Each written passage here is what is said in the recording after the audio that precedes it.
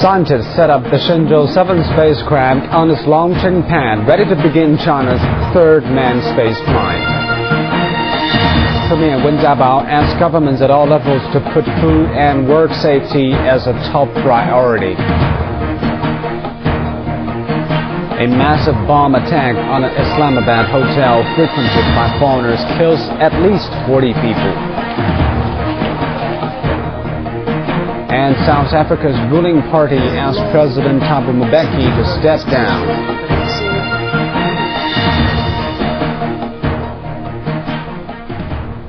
Hello and welcome to Worldwide Watch on CCTV International. I'm Zhou Yue in Beijing. Let's begin with the Shenzhou 7 spaceship, which is being transported to the Jiuquan launching pad in northwest China's Gansu province. This means China's third manned space flight is now in its final stage of preparation. Engineers say if the fine weather continues, Shenzhou 7 can expect to blast off late next week. Wang Xiqing has the story. The Shenzhou 7 rocket was transported in an upright position, bundled together with the manned spacecraft, the escape tower, and the Long March propelling rocket. This combined structure moved along a 1,500-meter-long rail at a precise speed of 28 meters per minute. Accompanying engineers also kept a close eye on wind speed, just in case wind velocity exceeded 10 meters per second. They were careful to make 2 stops just to check the state of the equipment.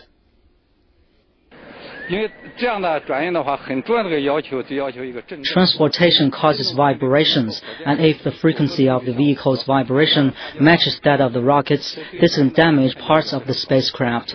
We must make sure that doesn't happen.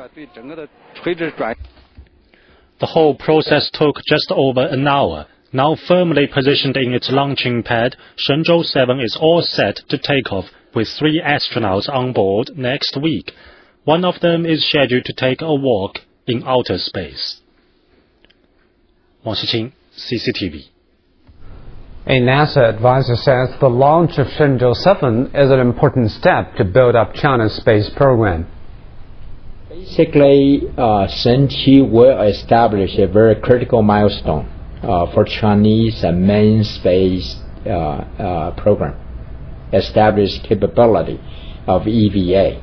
As the EVA, extravehicular activities, is needed to repair the spacecraft from outside, as well as to be ready for the docking rendezvous and assembly of the future space station for China.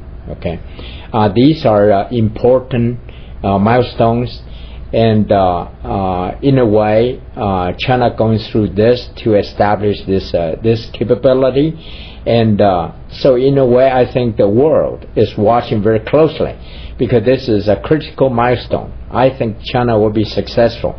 Beyond this, then marching forward to establish complete capability, including the docking capability. Loroi Chao is the first Chinese-American astronaut to walk in space. He has been paying a lot of attention to China's space program. Chao shared his views with CCTV on the upcoming Shenzhou 7 spacewalk mission. Wu Peng has more. Chao says the spacewalk plays an important role in developing China's space program and improving international cooperation on space exploration. He says the spacewalk mission is a big step. Well, this is a big step for China's space program. To do the first spacewalk is a big deal in any country. You know, it was a big deal in the U.S. and in Russia when the first Russian, Alexei Leonov, went on his spacewalk to be the first person in the world to do it. And then when Ed White of the U.S. became the second person to do it, you know, it's a big deal. And so this is a big step for China, and I'm going to be watching very closely with a lot of interest to see, watch the mission. Yeah. Chao was selected to be an astronaut by NASA in 1991, and in 1996 he did his first spacewalk while carrying out a mission on the Space Shuttle Endeavour. Chao said the experience was very exciting. So yes, it's very exciting, and very exciting once you get assigned to a mission with a spacewalk.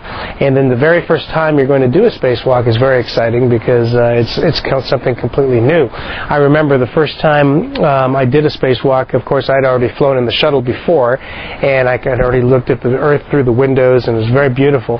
But the first time I went out of the hatch with my spacesuit on and I looked at the Earth just through a helmet, it was a different experience. Because I think because you get more of your vision, you see everything, and it was very exciting. Chow told us his radio call name was Shandong, a province in East China where his family is from. In 1994, he brought a Chinese national flag with him to space. In 2004, Chow became the first Chinese American to be commander of a space station. He has been working on the research and international exchange of space technology since he retired in 2005. Now he is expecting the successful launch of the Shenzhou 7. My expectation is that they will be successful. I think they will successfully develop and can perform their spacewalk. It's a big step, and so I'll be interested to see what kind of images they can send down to see what kind of procedures, technically, if it's similar to, and I'm sure it will be similar to the procedures that I used. Chow says the development of China's space program will further improve international cooperation on space exploration, as space is a common ground for humans. As I was saying, I think space can be looked at as a common ground. That's something where all humans are interested and we want to explore. And so for different countries to come together and explore on that common ground, I think is good for relations. Take, for example, the International Space Station with the different countries that are involved. We've learned to work together, and we at least have that one common area that we work together, even if there are other issues on the ground that we don't agree upon. I think it only helps to have more common areas. And so I would hope to see more cooperation in the future between countries in space. Chow is now participating in a civil space exploration plan. He predicts more countries will establish space stations in the near future, and even some private groups will have their own space stations as a new era of space exploration is on its way. Wu Peng, CCTV.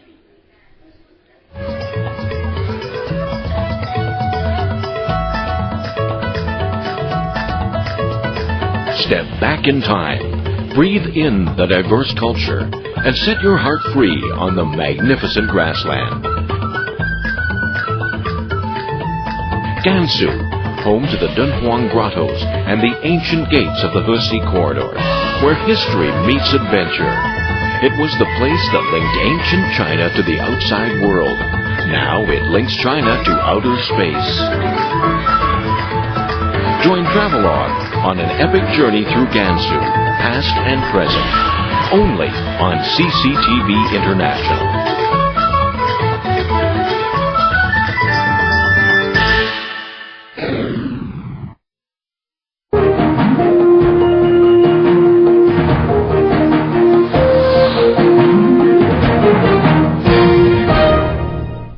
Premier Wen Jiabao has stressed food safety during a seminar for ministerial-level officials.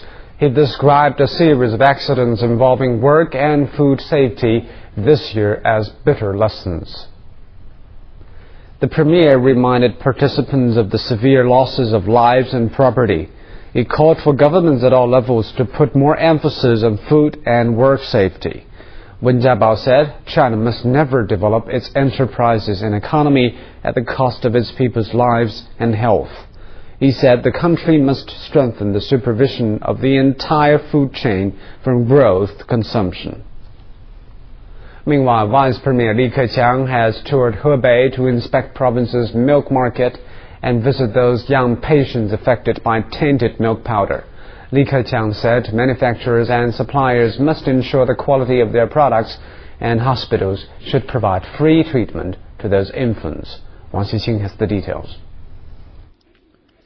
The Vice Premier first visited this county hospital in Hebei. Li Keqiang talked to patients' families and doctors to learn about their treatment.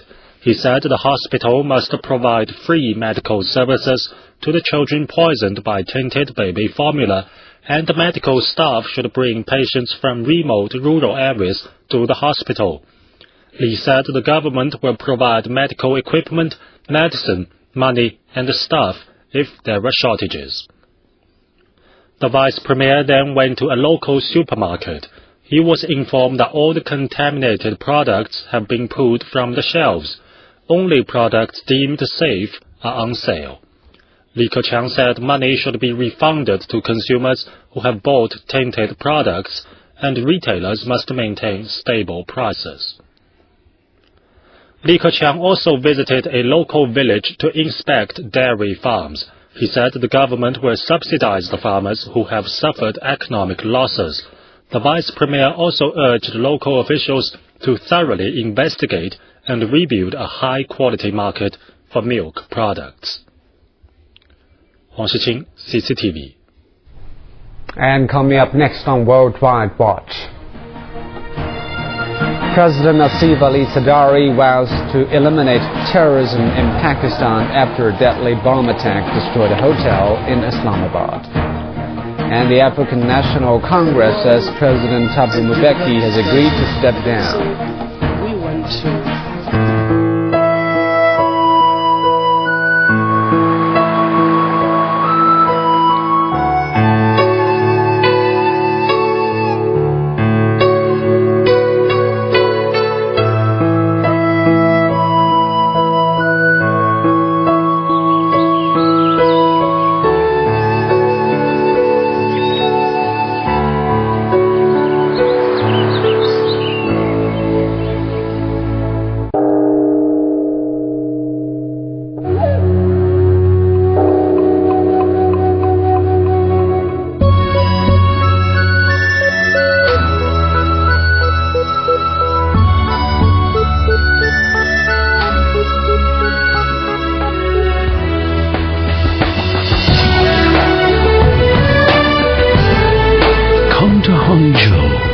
discover the mystery of China. Harmonious Asia, Happy Henan. The 10th Asian Art Festival is to be held ceremoniously in Zhengzhou from September the 26th to October the 8th, 2008. Please enjoy watching the show.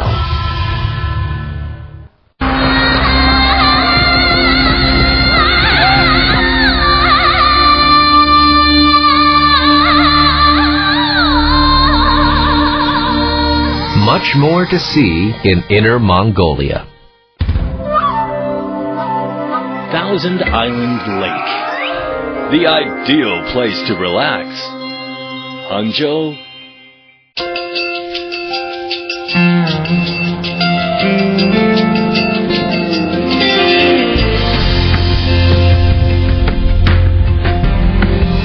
Chengdu, the hometown of giant panda.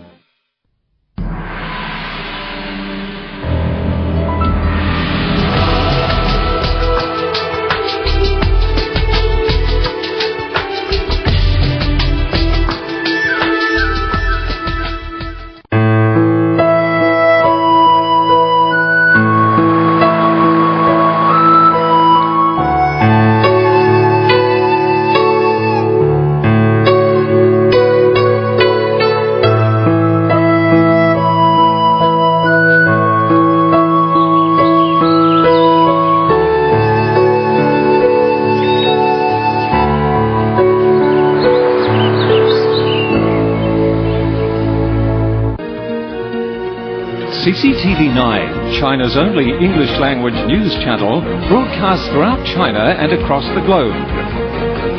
CTV Golden Bridge is CCTV International's exclusive advertising agent and can put your company in touch with an audience of millions.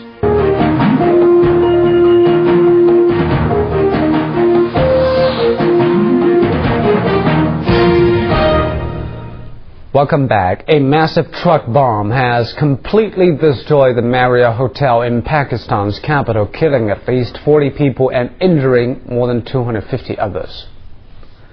Officials fear dozens more may also have been killed. The hotel was badly damaged and caught fire after the blast. Witnesses say the fire broke out in at least 2 places in the building, spreading to other parts of the 290-room hotel located in the center of Islamabad. Dozens of cars outside the hotel were destroyed and windows were shattered in buildings hundreds of meters away. Police say a large truck laden with explosives rammed the high metal gate of the hotel at about 8 p.m. local time on Saturday. There is no immediate claim of responsibility, but the government and army have been grappling with the resurgence of Islamic extremist militancy by the Taliban in Pakistan. The country's new president, Asif Ali Zardari, addressed the nation in a brief statement hours after the deadly attack. He said those responsible would be dealt with harshly. This is a bad omen in our country. It is a cancer which we will finish. We will not be scared of these cowards. We will not bow to these cowardly acts. Pakistan is a brave and unwavering nation. We look at our lives as an extension of God's will. We are not scared of death. Death is undeniable, but we will remove this cancer from Pakistan. Over in Bolivia, President Evo Morales has named a military leader to replace the governor of a rebel province. Navy Rear Admiral Landalino Banderas was sworn in as interim governor of Pando. He said his mission will be to pacify the northern Bolivian state, which is being the site of recent violence and a dispute between Morales and opposition-controlled provinces over natural gas revenues, land reform, and a new constitution. The replaced governor, Leopoldo Fernandez, was arrested last week for allegedly organizing an ambush of government supporters that resulted in 15 deaths. Meanwhile, negotiations between Morales and the opposition to solve the crisis continued for a third day. The Bolivian president said he hopes to conclude the talks this weekend. South Africa's ruling party has recalled President Thabo Mbeki before the end of his term next year. The presidential spokesman says Mbeki has obliged and will step down after all constitutional requirements have been met. And the Secretary General of the African National Congress says Mbeki will remain president until an interim one is appointed. The ANC will ask Mbeki's cabinet ministers to remain in their positions in the transition period after Mbeki leaves office to ensure the country's stability. The ANC Secretary General said Parliament would meet soon to formalize the process. Mbeki's term was set to end in April 2009. Meanwhile, South Africa's Vice President is expected to hand in her resignation after Mbeki resigns. Her spokesman made the announcement after the ANC National Executive Committee recalled Mbeki from office. And now let's take a look at some other major news from around the world. A China Airlines plane has been struck by turbulence en route from Taipei to Bali of Indonesia. 13 passengers have been injured, 6 of them seriously. All are Chinese.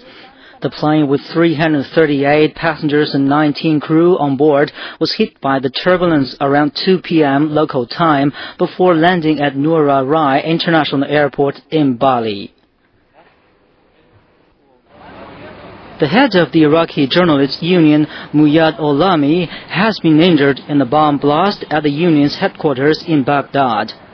A witness says Olami had just met some guests in his office on Saturday when the bomb exploded at the gate to the building.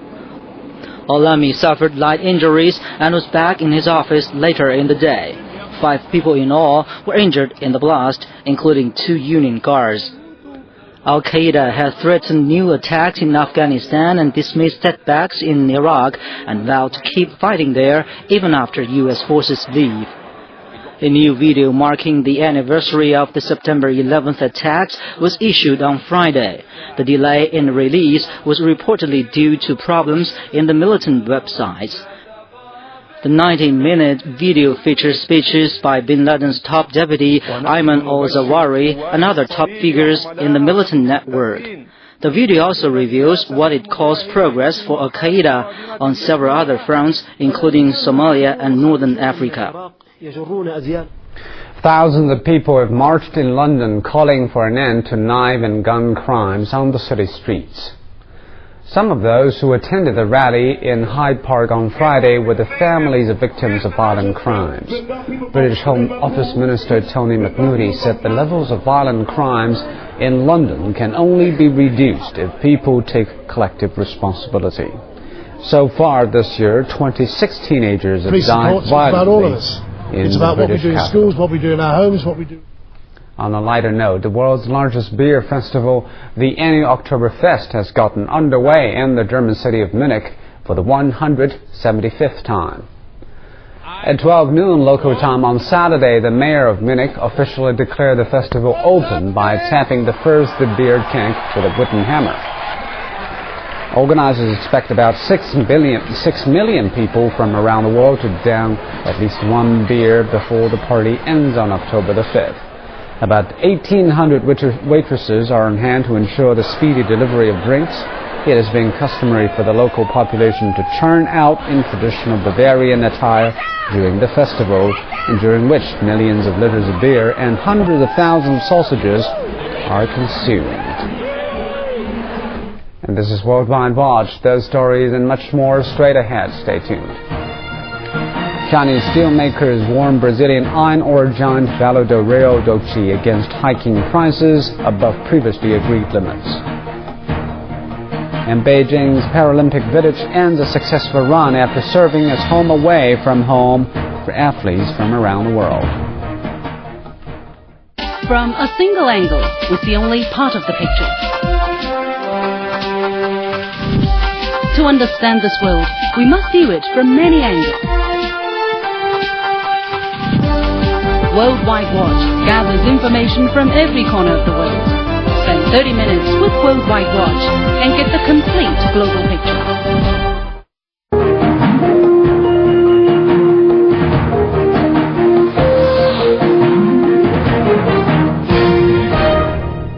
And this is Worldwide Watch. Chinese steelmakers are continuing to resist efforts by Brazilian iron ore giant Vale do Rio Doce to push up prices after already reaching a deal for the year. The China Iron and Steel Association has sent a formal letter of complaint and warns against any possible breach of contract.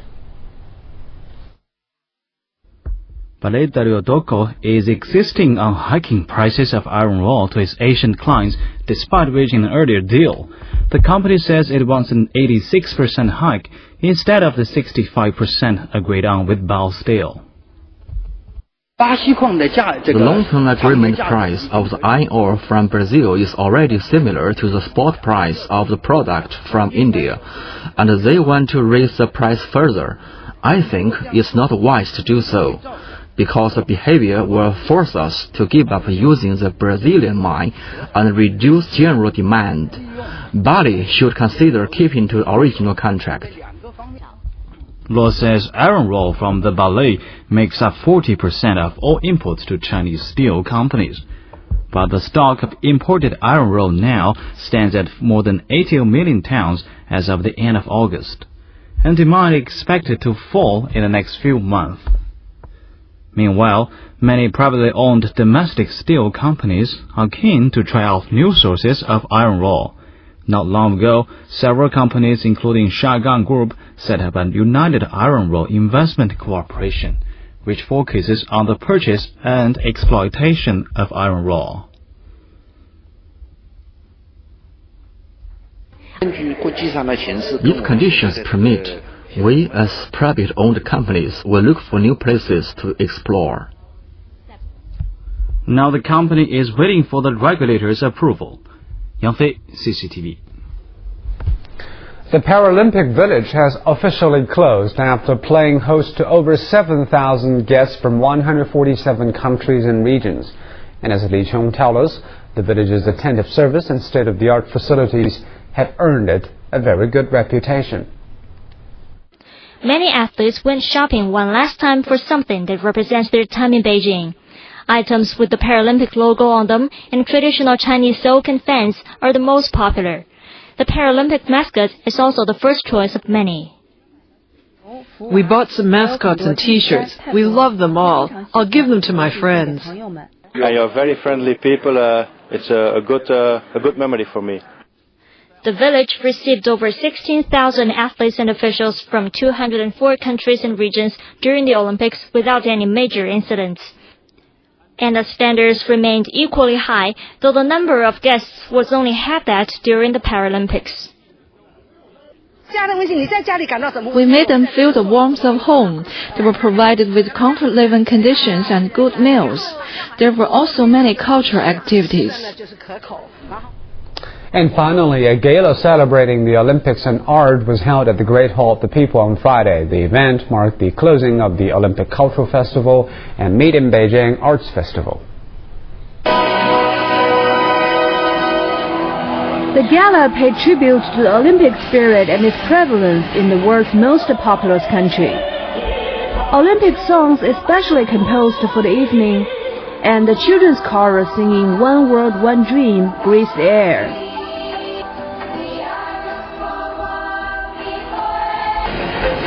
Chinese acrobats also took to the stage to display athleticism and sportsmanship. A dozen athletes who were recent champions during the Olympic and Paralympic Games were invited onto the stage to interact with the audience. Many of those in the audience were a vital part of a successful Beijing Games, including Olympic volunteers, taxi drivers, and policemen. The Olympic Cultural Festival has been held annually between August and September since Beijing ran the bid to host this Olympics in 2001. The gala evening also celebrated the diversity of arts around the world. Artists from Cameroon, Venezuela, Canada, and Japan were among those who took to the stage to vividly display their national art. Over the past 3 months, the Meet in Beijing Arts Festival has attracted nearly 10,000 artists from 80 countries and regions.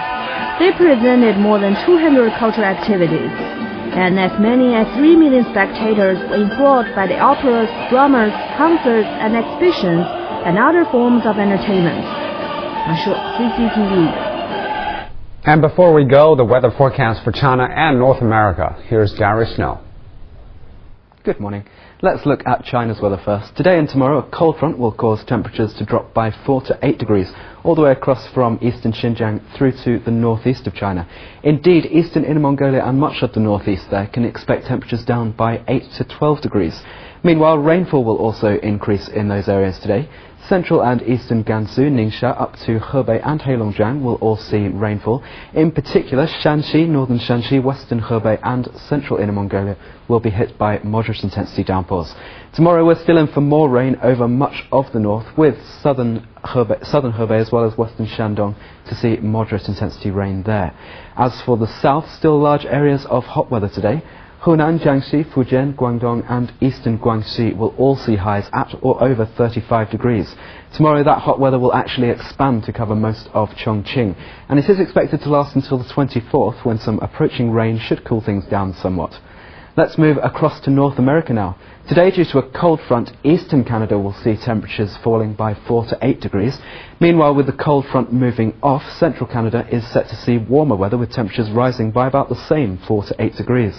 However, a new cold front will cause falling temperatures in western Canada and the northwestern United States, both of which will also see rainfall, with heavier intensity hitting Canada. Over in Quebec, they might even see some snowfall. Most of the US, though, should be covered by cloudy or sunny skies. Here's your summary.